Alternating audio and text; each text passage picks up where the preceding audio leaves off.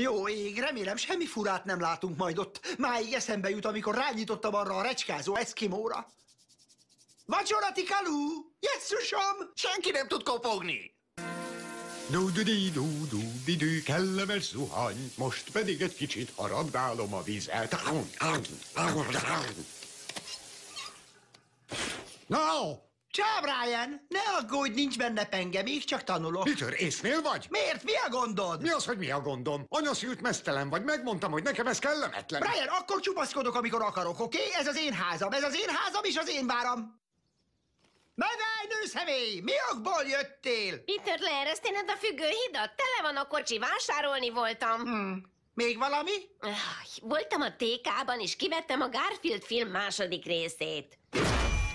Öreg tipikus prekonstruációs szindróma. Mi? Miért nem nyel le ilyenkor pár tamponálót? Stewie, tudod, mi az a menstruációs ciklus? Persze, Brian. Egyszer én is szerzek egy ilyen biciklust. Szia, Peter itthon van? Pillanat. Peter! Ó, Glenn Quagmire! Mintha egy nap alatt elszállt volna a 10 év!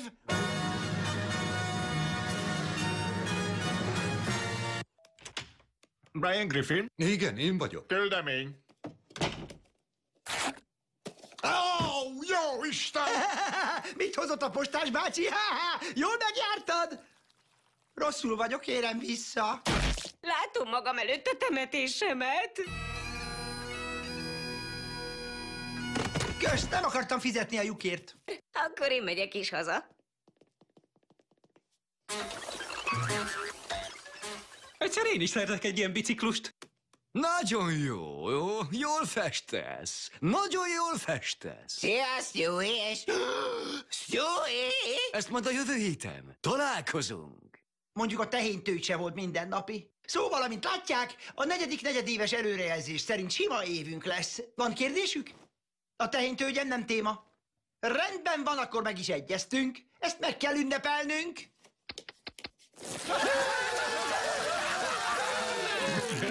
Kit izgat, muszáj jöttem.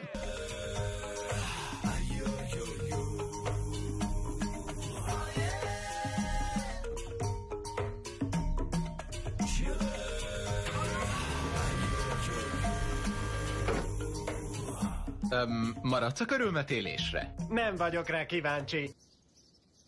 Oké, Stewie, most pelenkát cserélünk, így sajnos hozzá kell érnem az érzékeny részekhez. Na jó, most oda teszem a törlőt, oké? Ebben semmi szex nincs.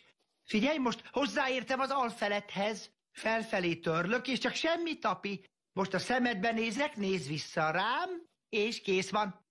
Ez súlyos volt.